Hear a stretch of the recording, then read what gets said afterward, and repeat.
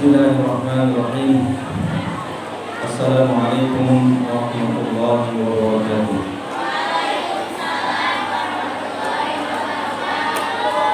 Alhamdulillah, nahmaduhu wa nasta'inuhu wa nastaghfiruhu wa natubu ilayh wa na'udzu billahi min shururi anfusina wa min sayyiati a'malina. Man yahdihillahu fala mudilla lahu wa man yudlil fala hadiya lahu. Asyhadu an la ilaha illallah wahdahu la syarika lahu wa asyhadu anna Muhammadan 'abduhu wa rasuluh. Allahumma shalli wa sallim ala nabiyyina Muhammadin wa ala alihi wa sahbihi ajma'in, amma ba'd. Baik, banati al-thalibat, Azzakumullah ta'ala. Alhamdulillah, pada kesempatan pagi yang berkah ini Allah Azza wa Jalla mempertemukan kita untuk bermajlis, untuk mendengarkan satu pembahasan yang sangat penting, yang mana pembahasan ini sangat erat kaitannya dengan bagaimana hasil kalian menuntut ilmu di pondok pesantren Islam Hidayatul Najah ini. Pembahasan yang merupakan salah satu daripada pintu surga seorang mukmin, yakni birrul walidain, atau berbakti kepada kedua orang tua. Sebentar lagi kalian akan melaksanakan liburan ujian akhir semester, semester ganjil. Tentu kalian akan bertemu dengan orang tua kalian kembali, akan bermuamalah, akan berkomunikasi dan seterusnya. Maka di sini pihak pesantren ingin mengingatkan kepada kita dan juga kepada kalian khususnya, agar ketika liburan nanti kalian itu bermanfaat ya bagi orang tua kalian. Tentu pembahasan ini adalah pembahasan yang tidak asing, selalu diulang dan selalu diingatkan oleh para guru kita ya. Karena memang sifat daripada seorang manusia itu lupa ya. Maka peringatan itu akan bermanfaat bagi orang-orang yang beriman ya. Menggapai ridho Allah Subhanahu wa ta'ala dengan menggapai ridho orang tua. Mungkin ini bisa dijadikan sebagai tema atau judul ya kajian kita pada pagi hari yang mulia ini, insyaallah. Menggapai keridhaan Allah Subhanahu wa ta'ala dengan menggapai keridhaan orang tua. Sebagaimana disebutkan dalam hadis yang sahih riwayat Imam At-Tirmidzi dan yang lainnya, di mana Rasulullah sallallahu alaihi wasallam bersabda, "Ridha Allah fi ridhal walidain wa suhtullah fi suhtil walidain." Keridhaan Allah Subhanahu wa ta'ala itu ada pada keridhaan kedua orang tua, dan kemurkaan Allah Azza wa Jalla itu ada pada kemurkaan kedua orang tua. Perhatikan di sini ya, saya masih banyak mendengar yang masih ngobrol sendiri. Perhatikan, ada dalam majelis ilmu, agar ilmu kita berkah, agar ilmu kita bermanfaat. Perhatikan, ada dalam majelis ilmu, dengarkan, khusyuk. Semoga Allah Azza wa Jalla memberikan kepada kalian ilmu yang bermanfaat.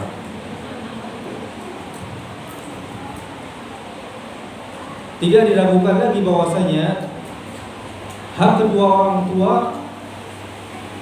adalah sangat besar. Allah Azza wa Jalla telah menjadikan hak orang tua setelah haknya yang paling agung, yaitu hak tauhid. Sebagaimana Allah berfirman, wa qadha rabbuka alla ta'budu illa iyyahu wa bil walidaini ihsana. Satu ayat ini saja itu sudah bisa menjelaskan dengan gamblang tentang kedudukan orang tua di sisi kita. Sangat agung. Sampai-sampai Allah Azza wa Jalla menjadikannya bergandengan dengan haknya yang paling utama, yang paling agung, yaitu tauhid. Makanya orang yang paling harus kita berbuat baik kepadanya adalah orang tua, terutama ibu kita, kata Rasulullah. Ya, ibu kita, kemudian baru setelah itu bapak. Ya. Maka jangan sampai kita dalam bermuamalah sesama manusia itu jangan terbalik. Kita berbuat baik kepada orang lain, tapi kepada orang tua kita tidak. Kita berkata lembut kepada guru kita, kepada mudabbir kita, kepada tetangga kita, tetapi kepada orang tua berkata kasar. Tidak boleh seperti itu, namanya terbalik. Di dalam kita berbuat baik kepada sesama, yang pertama kali yang harus kita lakukan adalah berbuat baik kepada kedua orang tua. Perhatikan di sini ya kawan. Kalimat wabil walidaini ihsana, dan berbaktilah kepada kedua orang tua kalian. Dalam ayat ini Allah Azza wa Jalla menggandengkan antara hak Allah sebagai satu-satunya sesembahan dengan hak berbakti kepada kedua orang tua. Hal ini menunjukkan agungnya hak berbakti kepada kedua orang tua.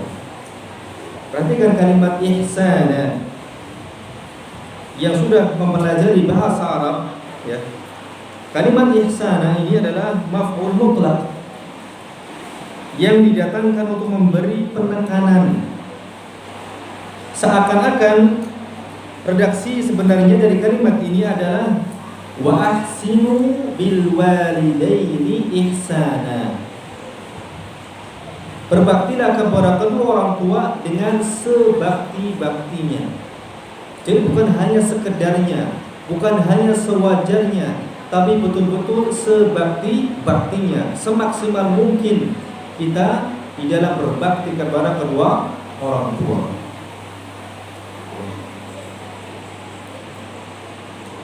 Ini menunjukkan akan agungnya berbakti kepada kedua orang tua. Oleh karenanya, siapa yang tidak mengagungkan kesempatan untuk berbakti kepada kedua orang tua, maka dia adalah orang yang celaka. Waliyadzubillah.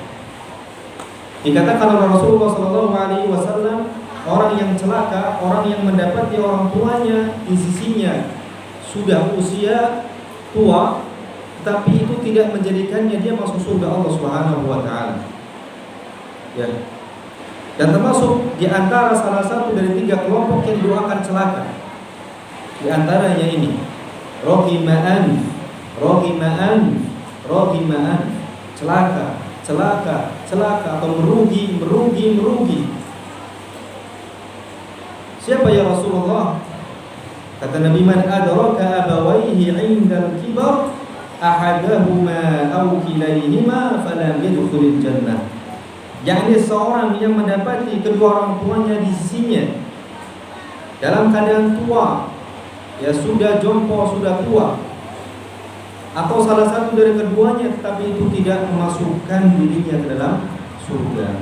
Berapa banyak orang yang atau anak yang merasa ketika orang tuanya sudah tua, sudah jompo, justru merasa itu sebagai beban. Ya, kemudian dia titipkan orang tuanya di panti jompo. Ini sebuah kedurhakaan.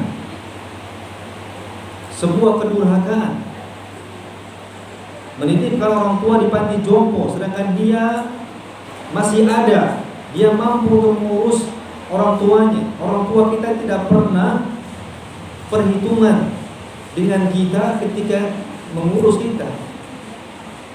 Tetapi berapa banyak anak yang ketika mendapati orang tuanya sudah usia jompo sudah usia tua kemudian merasa itu beban. Tentu ini bukan sifat anak-anak yang saleh, bukan sifat seorang anak yang saleh. Ada seorang berkata kepada ulama, "Wahai syekh, bagaimana saya mengetahui atau seseorang mengetahui bahwa dirinya adalah orang yang saleh?" Maka syekh menjawab, jika dia senantiasa mendoakan orang tuanya, maka dia adalah anak yang saleh. Sebagaimana disebutkan dalam hadis, "Idza mata ibnu Adam inqata'a 'amaluhu illa min thalath. Shadaqatin jariyah aw 'ilmin yuntafa'u bihi aw waladin shalihin yad'u lahu." Jadi anak yang senantiasa mendoakan orang tuanya, baik orang tua masih hidup ataupun sudah meninggal, dengan doa Rabbil firli wa li walidayya warhamhuma kama rabbayani shaghira, maka dia sudah mendapatkan salah satu ciri daripada anak yang saleh.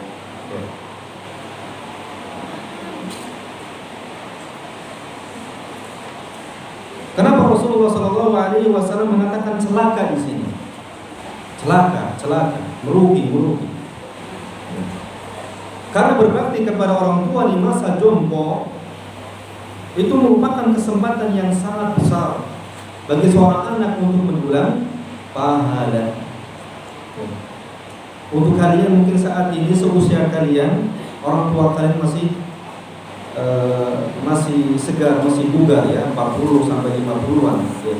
Tapi mungkin ada di antara kita yang usia sudah tua. Pintu surga telah terbuka selebar-lebarnya agar kita bisa masuk ke dalamnya dengan jalan berbakti kepada kedua orang tua ya. Terutama ketika orang tua dalam kondisi lemah, dalam kondisi sangat membutuhkan perhatian, dalam kondisi sangat membutuhkan kasih sayang dan bantuan ya. Maka kemudian barang siapa yang menyia-nyiakan kedua orang tuanya dalam kondisi seperti ini, maka ia termasuk orang yang celaka. Pintu surga sudah dibuka di hadapannya, tapi dia nggak mau. Bagaimana dia bukan orang yang rugi? Bagaimana dia bukan orang yang celaka? Karena menyediakan pintu surga yang ada di hadapannya.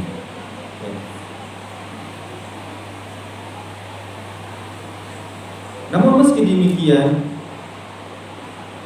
kita tidak boleh mentaati orang tua ketika orang tua memerintahkan kita untuk bermaksiat kepada Allah Subhanahu wa Ta'ala. Ya. Jadi kita lihat, kita ukur, kita lihat, kita nilai bagaimana perintah orang tua kepada kita. Kalau perintah tersebut adalah perintah yang mengandung pelanggaran syariat, ya maka tidak boleh kita taat kepadanya. Ya.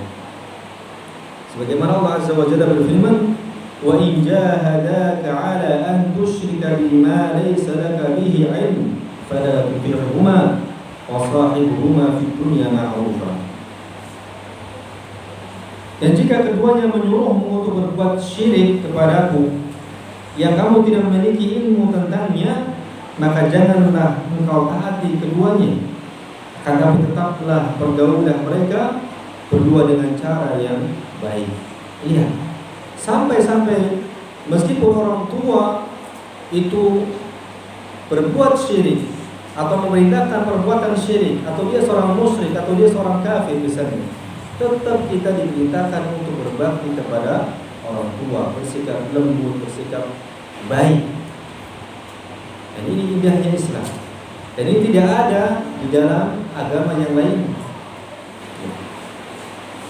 Apalagi jika orang tua kita seorang muslim, seorang mukmin, seorang yang saleh, maka lebih utama lagi, lebih layak lagi mereka mendapatkan bakti kita ya untuk mereka.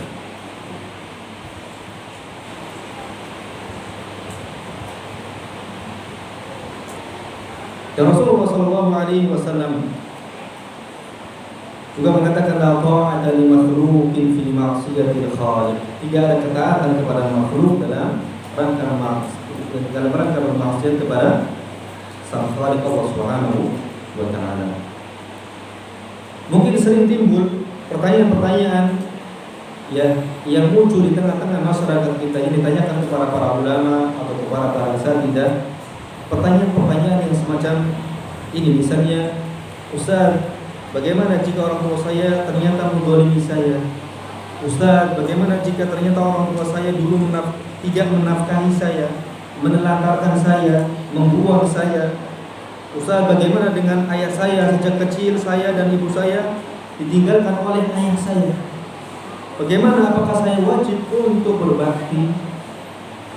Pertanyaan-pertanyaan semacam ini sering muncul. Ya, jawabannya adalah tetap diwajibkan seorang anak untuk berbakti bagaimanapun kondisi orang tua. Diperhatikan, bagaimanapun kondisi orang tua kita, kita tetap wajib untuk berbakti kepada mereka. Meskipun mereka, taruhlah seandainya mereka hanya menjadi sebab lahirnya kita di dunia ini, kemudian membuang kita, menelantarkan kita, tidak melaksanakan kewajiban mereka, taruhlah seperti itu, tetap seorang anak wajib berbakti kepada keduanya. Tidak boleh menzaliminya, tidak boleh menghardiknya, membentaknya, mengusirnya dan semacamnya, atau balas dendam misalnya. Enggak boleh. Di dalam hadis yang sahih, Rasulullah sallallahu alaihi wasallam bersabda, "La yajzi waladun an walidihi illa an yajidahu mamlukan fayashtariyahu fayu'tiqahu." Tidak akan pernah bisa seorang anak membalas jasa orang tuanya kecuali anak tersebut mendapati orang tuanya sebagai seorang budak, lalu dia beli, kemudian dia merdekakan. Subhanallah.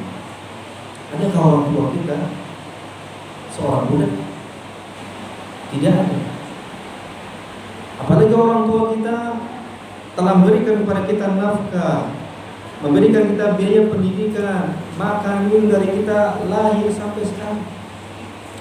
Maka sangat-sangat tidak beradab dan tidak berakhlak seorang penuntut ilmu yang berani mengangkat suaranya di hadapan orang tuanya. Sangat tidak beradab, sangat tidak berakhlak seorang penuntut ilmu yang berani mengangkat suaranya di hadapan orang tuanya. Bukan hanya bagi seorang penuntut ilmu, bagi setiap muslim. Wajib dia merendahkan suaranya di hadapan orang tuanya. Tidak boleh membentaknya, tidak boleh mengangkat suara yang melebihi orang tuanya. Apalagi membantah perintahnya yang tidak ada pelanggaran syariat.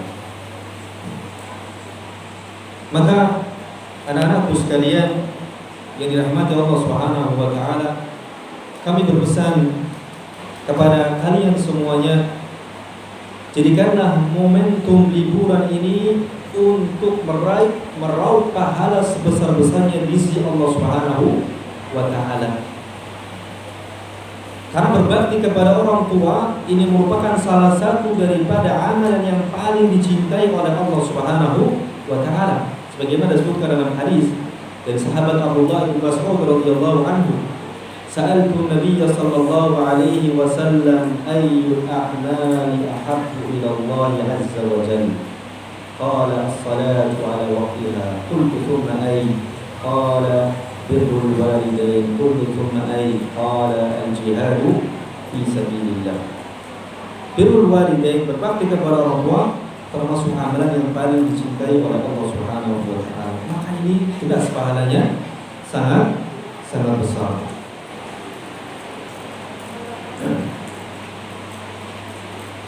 Merupakan amalan yang paling utama. Ini di antara keutamaan berbakti kepada orang tua. Merupakan di antara amalan yang paling utama. Kemudian keutamaan yang lainnya yang tadi sudah kita sebutkan juga, bahwasanya ridha Allah Azza wa Jalla bergantung kepada ridha orang tua. Siapa yang tidak ingin diridhoi oleh Allah? Siapa yang tidak ingin diridhoi oleh Allah? Semuanya, setiap mukmin ingin mendapatkan ridho Allah Subhanahu wa taala. Karena dengan Allah Azza wa Jalla meridhoinya, Allah Azza wa Jalla akan berikan kepadanya bimbingan, taufik, ya, hidayah. Yang kemudian itu semua akan menuntunnya untuk mengarungi kehidupan ini dengan baik. Ya. Kemudian keutamaan yang lainnya dia berbakti kepada orang tua. Bahwasanya berbakti kepada orang tua menghilangkan atau dapat menghilangkan kesulitan yang sedang dialami. Mungkin kalian masih ingat dengan kisah tiga pemuda yang terjebak dalam sebuah gua. Ya. Mereka kemudian bertawasul dengan amal soleh mereka. Dan di antara tiga orang ini, mereka bertawasul dengan baktinya kepada kedua orang tuanya. Ya. Saya sebutkan bagian yang berbakti kepada orang tuanya saja. Yakni bagaimana bakti dia kepada orang tuanya. Ya.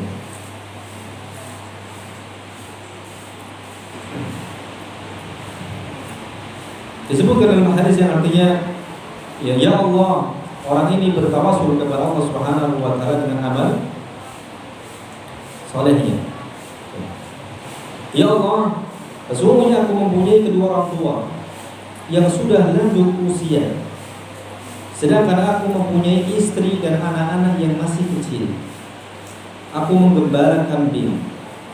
Ketika pulang ke rumah, aku selalu memerah susu dan memberikan kepada kedua orang tuaku sebelum orang lain.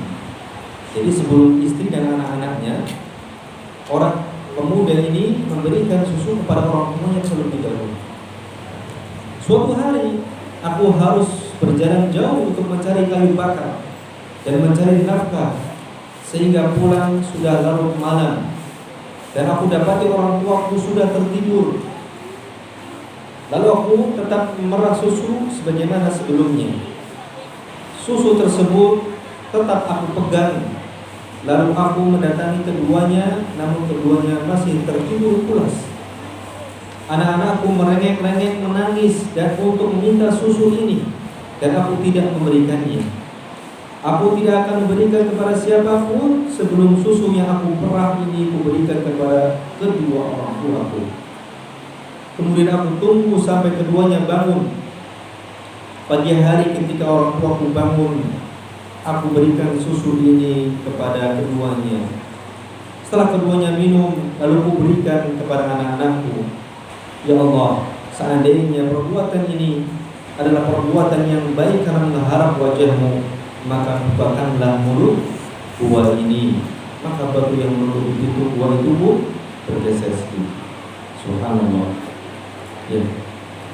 Inilah ya contoh di antara contoh seorang anak yang sangat soleh, seorang anak yang sangat berbakti kepada orang tuanya.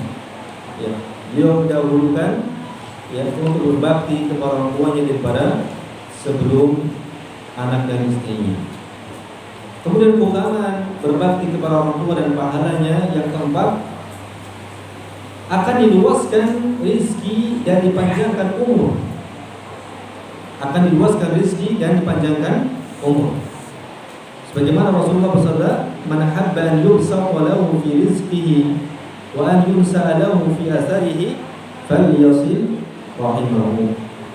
Siapa yang ingin dilapangkan rezekinya dan dipanjangkan umurnya, maka hendaknya dia menyambung tali silaturahim.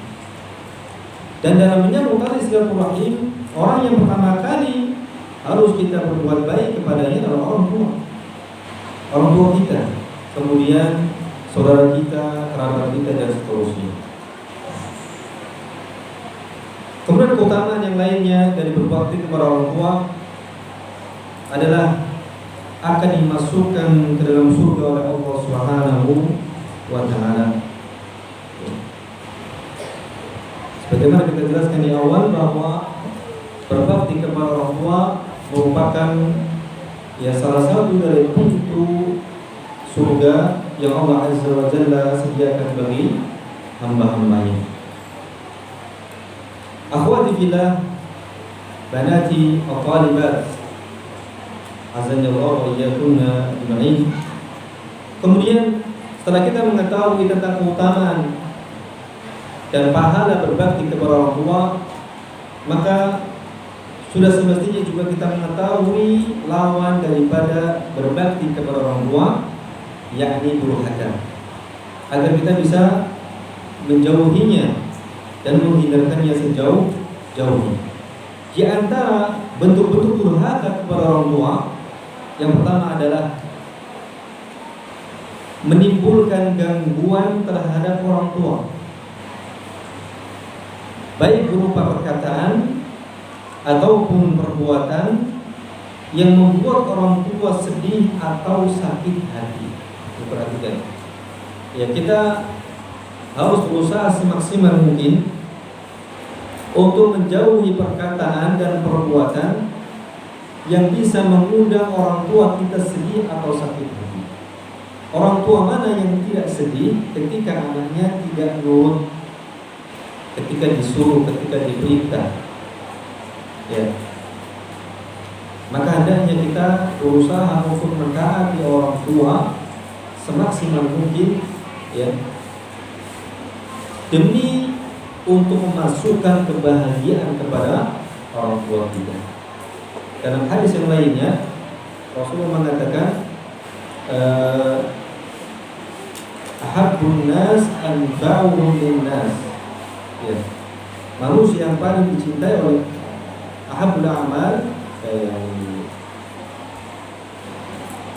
amalan yang paling dicintai oleh Allah Subhanahu wa taala adalah yang paling bermanfaat bagi orang lain, atau manusia yang paling dicintai oleh Allah Subhanahu wa taala adalah yang paling bermanfaat bagi orang lain. Ya. Bagi orang lain saja dicintai oleh Allah Subhanahu wa taala, apalagi jika amal tersebut atau kebaikan tersebut kita berikan kepada orang tua kita. Kemudian yang kedua, bentuk-bentuk durhaka kepada orang tua adalah berkata atau cis, atau tidak memenuhi panggilan orang tua. Ini berarti kalau seandainya kalian dipanggil oleh orang tua, ya, penuhi panggilannya, ya, penuhi panggilannya segera. Atau kita memberikan isyarat, muka masam, muka merasa tidak suka, ya, atau kita mengecap, ya, dalam bahasa Jawa mengecap, misalnya, ketika disuruh, ya, ini termasuk bentuk durhaka, ya. Oh, jangan dianggap sesuatu yang remeh. Ya. Kemudian yang ketiga, menghardik atau membentak orang tua. Makanya jangan sampai kita mengangkat suara kita di atas suara orang tua. Berkata yang lembut, berkata yang santun. Akan percuma dan sia-sia perjuangan kalian menuntut ilmu di pesantren ini jika kalian tidak mengamalkan adab kepada orang tua. Masih suka membentak orang tua, ya. Ketika disuruh merasa keberatan, ini percuma, ya. Karena yang banyak memasukkan seorang hamba ke dalam surga Allah Subhanahu wa taala itu bukan ilmu, ya, bukan orang yang berilmu, bukan, tapi orang yang paling baik akhlaknya, ya. Orang yang paling baik akhlaknya itu yang akan memasukkan seorang ke dalam surga. Maka sepintar apapun kalian, secerdas apapun kalian, setinggi apapun nilai akademis kalian, tapi kemudian tidak berbakti kepada orang tua, itu nilainya 0. Ya, nilainya 0. Tapi sebaliknya biasa-biasa saja, ya, tapi kemudian dia ternyata memiliki kelebihan berbakti kepada orang tua, maka ini nilainya mumtaz. Tapi bukan berarti kemudian kalian bermalas-malasan dalam menurut tetap harus berusaha, ya, beristihad, bersungguh-sungguh dalam menuntut ilmu. Kemudian yang keempat, bakhil atau kikir, ya, tidak mengurus orang tuanya, ya bahkan lebih mementingkan yang lain daripada mengurus orang tuanya, padahal orang tuanya sangat membutuhkan. Seandainya memberi nafkah pun dilakukan dengan penuh perhitungan, ya. Tidak boleh seperti itu, ya. Yang kelima, bermuka masam, termasuk bentuk-bentuk durhaka kepada orang tua, bermuka masam dan cemberut di hadapan orang tua, ya. Sebesar apapun problem kita, usahakan di hadapan orang tua, ya, kita bermuka, ya, tersenyum, berseri-seri, ya, menunjukkan kebahagiaan, menunjukkan, ya, kesenangan, ya. Kemudian juga merendahkan orang tua, mengatakan orang tua bodoh, kolot, dan yang lainnya, ya. Kemudian bentuk durhaka yang lainnya, menyuruh orang tua, ya, misalnya menyuruh orang tua menyapu, mencuci, atau menyiapkan makanan, menyuruh anak ini, memperlakukan orang tuanya seperti pembantu, ya. Pekerjaan seperti itu sangat tidak pantas bagi orang tua, terutama jika mereka sudah tua dan lemah. Akan tapi jika sang ibu melakukan pekerjaan tersebut seridhonya, seikhlasnya, semaunya, bukan karena disuruh oleh anaknya, ya, tapi dia ingin melakukannya sendiri, maka tidak mengapa. Kemudian bentuk kedurhakaan yang ketujuh, menyebut kejelekan orang tua di hadapan orang banyak. Kurang ajar, ya. Menyebut kejelekan orang tua di hadapan orang banyak atau mencemarkan nama baik orang tua, ya. Orang lain saja harus kita tutupi aibnya, apalagi orang tua kita. Hendaknya seorang anak tidak menceritakan kepada temannya, kepada orang lain, ya, tentang orang tuanya kecuali yang baik-baik saja, ya. Yang baik-baik saja. Nah, kalau kita berbicara masalah aib, masalah kekurangan, setiap kita punya kekurangan, setiap kita punya aib, orang tua kita juga sama, ya. Karena itu memang sudah tabiat manusia. Kullu bani Adam khata'un wa khairu khata'in at-tawwabun. Tapi berusaha untuk melihat jasa-jasa orang tua, ya. Kesalahan mereka kita maafkan, karena mereka manusia, ya. Jangan sampai kemudian kita ceritakan kepada orang lain, atau kita terus memendamnya, ya, terus mengingatnya, sehingga menghalangi kita untuk berbuat baik kepada orang tua, ya. Kemudian yang kesembilan, termasuk bentuk pendurhakaan kepada orang tua adalah lebih mentaati istri daripada orang tua. Bagi yang sudah bersuami, bagi yang sudah beristri, ya, lebih mentaati istri daripada kedua orang tua. Makanya kalian nanti jika sudah memiliki suami, amin, itu jadilah seorang istri yang mendukung suaminya untuk berbakti kepada kedua orang tua, ya. Ini yang sering terjadi problematika di rumah tangga adalah hubungan yang tidak harmonis antara menantu perempuan dengan mertua perempuan, ya. Maka disinilah seorang suami memiliki andil untuk bersikap adil di dalam menghubungkan antara istri dan ibunya, ya. Makanya perbaiki pelajari ilmu, ya, tentang rumah tangga sebelum terjun ke dalamnya. Kemudian yang ke-10, termasuk bentuk kedurhakaan kepada orang tua adalah malu mengakui orang tuanya, ya. Sebagian orang merasa malu dengan keberadaan orang tua, dan tempat tinggal ketika status sosialnya meningkat. Orang tuanya di kampung, orang tuanya tukang, mohon maaf, misalnya tukang becak, orang tuanya petani, orang tuanya. Dia merasa malu ketika dia sudah memiliki derajat status sosial yang tinggi di masyarakatnya. Ini termasuk bentuk kedurhakaan kepada orang tua. Bagaimanapun kondisi orang tua kita ya kawan, mereka adalah orang tua kita. Mereka yang melihat kita, mengurus kita, ya, menyuapi kita, membersihkan kotoran kita ketika kita masih kecil. Ya, maka setinggi apapun ilmumu, ya, setinggi apapun ilmumu, setinggi apapun pangkatmu, engkau tetaplah anak di hadapan orang tua. Jadi perhatikan ini.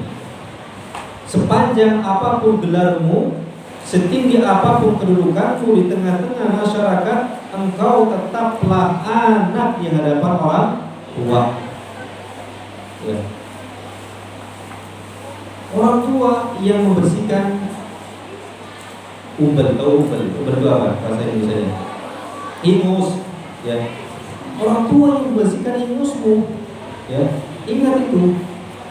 Meskipun kamu sudah profesor, meskipun kamu sudah doktor, tetap orang tuamu lah yang membersihkan ingusmu, orang tuamu lah yang membersihkan kotoranmu, membersihkan kotoranmu. Subhanallah. Maka tetap kita harus tawadhu kepada orang tua. Nah, Anda ustaz, ketika Anda mengajar, ketika Anda mengisi ceramah, kajian, tetapi ketika dipanggil orang tua, dia dapat orang tua, Anda adalah anak. Anak tetap. Ya. Dan harus mendahulukan panggilan orang tua. Ya. Dan kemudian setelah itu kita akan berbicara tentang bentuk-bentuk berbakti kepada orang tua. Tadi yang pertama pahala, keutamaan, kemudian kedua bentuk-bentuk kedurhakaan, kemudian yang ketiga bentuk-bentuk berbakti kepada orang tua. Apa saja? Yang pertama, bergaul bersama keduanya dengan cara yang baik. Ya, di dalam hadis Nabi SAW menyebutkan bahwa memberi kegembiraan kepada seorang mukmin termasuk sedekah, termasuk amalan yang paling dicintai oleh Allah Subhanahu wa taala. Maka lebih utama lagi kalau memberi kegembiraan kepada orang tua kita. Ya. Ahabbul a'mali ila Allah sururun tudkhiluhu ala muslim aw takshifu anhu kurbatan aw taqti anhu daynan aw taqrudu anhu ju'an. Di antara amalan yang paling dicintai oleh Allah Subhanahu wa taala adalah kebahagiaan yang dimasukkan ke dalam hati seorang muslim, apalagi orang tua kita. Atau takshifu anhu kurba, Anda membantu kesulitannya. Atau taqtu anhu ju'an, atau Anda menghilangkan rasa laparnya. Atau Anda membayarkan hutangnya, kata Rasulullah. Jadi membayarkan hutang, melepaskan kesulitan dari saudara kita muslim, ya. Kemudian membayarkan menghilangkan rasa lapar, memberi makan, ya, dan masukkan kebahagiaan kepada seorang muslim. Ini di antara amal yang paling dicintai oleh Allah Subhanahu wa taala. Apalagi kepada kedua orang tua kita. Kemudian amal yang kedua atau bentuk yang kedua dari berbakti kepada orang tua adalah berkata kepada keduanya dengan perkataan yang lembut. Ya. Ini hanya dibedakan, ada berbicara antara kepada orang tua dengan kepada anak. Kepada anak kita bisa ngegas, ya, bisa ngegas, bisa mengangkat suara, ya. Dan juga hendaknya dibedakan dengan berbicara kepada teman atau yang lain. Para orang tua, meskipun orang tua melakukan kesalahan, nada bicara kita harus tetap lembut, harus tetap sopan, harus tetap santun. Ya. Allah Azza wa Jalla saja memerintahkan kepada Nabi Musa dan Nabi Fir'aun untuk mendakwahi siapa? Memberikan perintah kepada Nabi Musa dan Nabi Harun. Nabi Musa dan Nabi Harun untuk berkata lembut kepada Fir'aun. Ya, apalagi kepada seorang muslim, apalagi kepada orang tua kita. Kemudian yang ketiga, tawadhu. Ya, tawadhu atau rendah hati. Ya. Tidak boleh sombong. Meskipun dia sudah meraih kesuksesan, jabatan di dunia, ya, karena sewaktu lahir kita berada dalam keadaan hina dan membutuhkan pertolongan orang tua kita. Kita diberi minum, kita diberi makan, kita diberi pakaian oleh orang tua kita. Ya. Kemudian yang keempat, memberi infak atau sedekah kepada orang tua.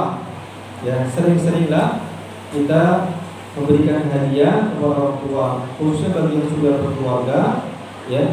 Bagi yang sudah berkeluarga diberikan kelebihan harta setelah menafkahi istri dan anak-anaknya, hendaknya dia juga menafkahi atau bersedekah kepada orang tua.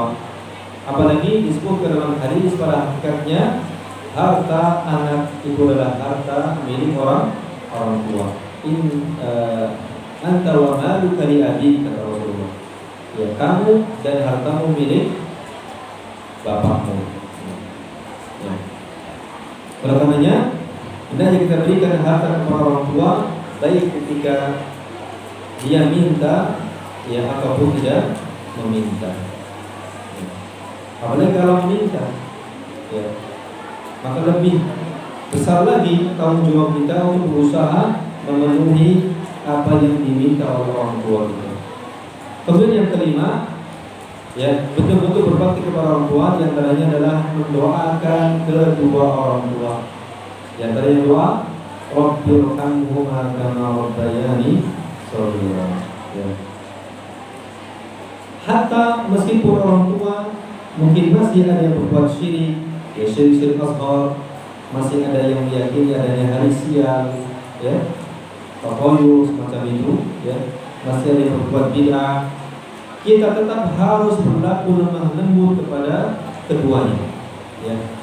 Bahkan meskipun misalnya orang tua kita berbuat syirik yang besar, misalnya buat dia itu tidak, ya, atau ada anak yang orang tua yang musyrik misalnya, kafir misalnya, tetap kita diwajibkan untuk berbakti kepada keduanya dan terus doakan untuk kembali kepada tauhid dan juga sunnah Nabi Sallallahu Alaihi Wasallam. Terus doakan, ya, agar orang tua kita mendapatkan hidayah di atas tauhid dan sunnah Rasulullah Sallallahu Alaihi Wasallam. Kemudian yang terakhir, apabila kedua orang tua kita telah meninggal, apa yang bisa kita lakukan sebagai bentuk bakti kita untuk mereka?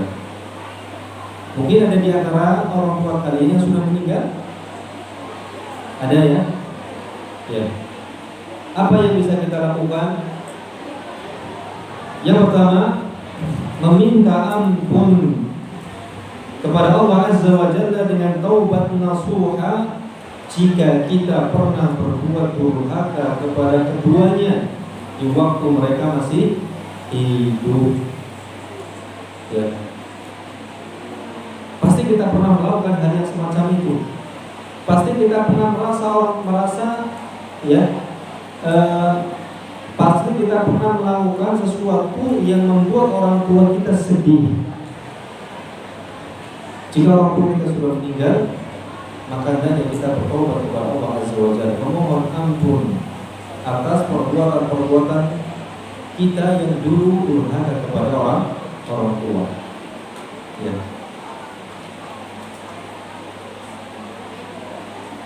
Kalau masih hidup kita bisa meminta maaf, ya. Tapi nggak perlu menunggu momen Id, ya. Mau minta maaf nunggu Idul Fitri. Selesai Idul Fitri beberapa hari lewat, sudah membuat orang tua nangis lagi. Itu apa manfaatnya? Ya. Apa manfaatnya seperti itu? Tidak ada manfaatnya. Kemudian yang kedua, mensolatkannya dan mengantarkan jenazahnya ke kubur. Ya. Mensolatkannya dan mengantarkan jenazahnya ke kubur. Kemudian yang ketiga, selalu memintakan ampunan untuk keduanya. Ini berkaitannya dengan yang kedua, yang mensolatkannya dan mengantarkan jenazahnya ke kubur. Ini saya ingat dengan kisah nyata seorang profesor atau doktor atau dosen di sebuah universitas yang mendidik anak-anaknya dengan pendidikan dunia, bukan dengan pendidikan agama.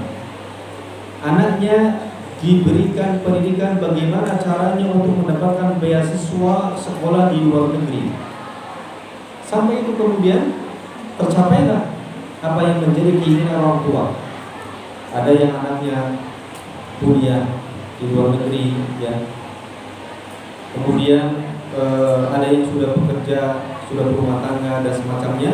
Tidak ada satupun yang berada di dekatnya. Semuanya sibuk dengan kondisinya masing-masing. Ada yang sudah bekerja, ada yang sudah berumah tangga, ada yang macam-macam. Sampai kemudian istrinya, yakni ibu dari anak-anak ini sakit, ya, di rumah sakit. Sang ayah meminta kepada anak-anaknya untuk pulang menjenguk ibunya yang sedang sakit. Tapi apa jawabannya? Yang satu mengatakan, Pak, maaf, saya baru masuk pekerjaan. Kalau saya diizin nanti akan bermasalah. Yang satu lagi sibuk dengan kuliahnya, mau ujian dan seterusnya. Sedih rasanya sang bapak ini ketika mendengar jawaban daripada anak-anaknya tersebut yang tidak mau pulang menjenguk ibunya yang sedang sakit. Sampai kemudian datanglah ajal sang ibu, dan tidak ada satupun anaknya yang ada di sisinya. Dari situlah sang bapak merasakan pukulan yang berat. Di saat orang tua membutuhkan anak, ibu istrinya sakit, disuruh pulang gak mau, sampai meninggal. Tidak ada yang menyolatkan, tidak ada yang mengantarkan ke kuburannya. Kemudian setelah itu, ya, sang ayah ini paham. Sang ayah ini kemudian mengetahui bahwa pendidikan yang dia berikan kepada anak-anaknya itu adalah pendidikan yang salah, pendidikan yang keliru.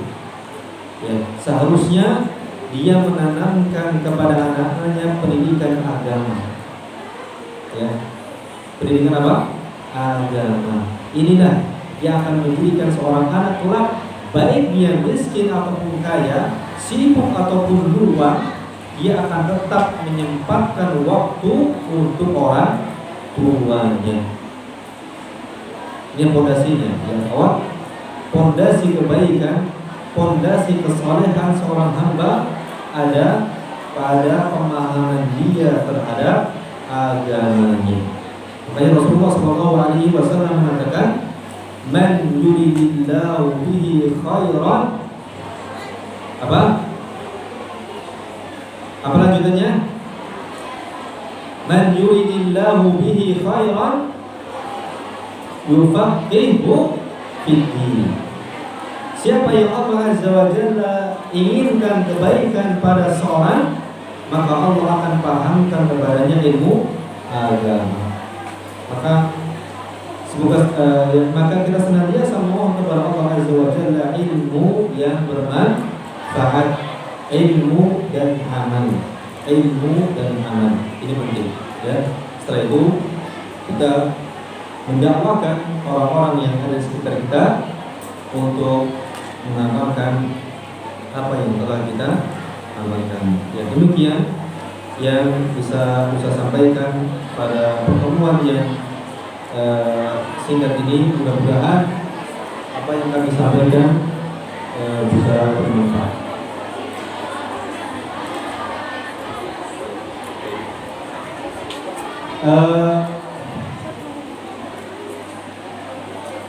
Di sini ada door prize.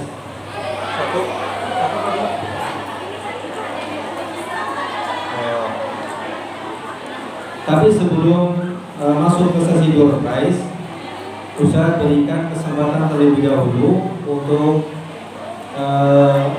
sesi pertanyaan. Barangkali ada pertanyaan, saya batasi 2 pertanyaan saja. Silakan, barangkali ada.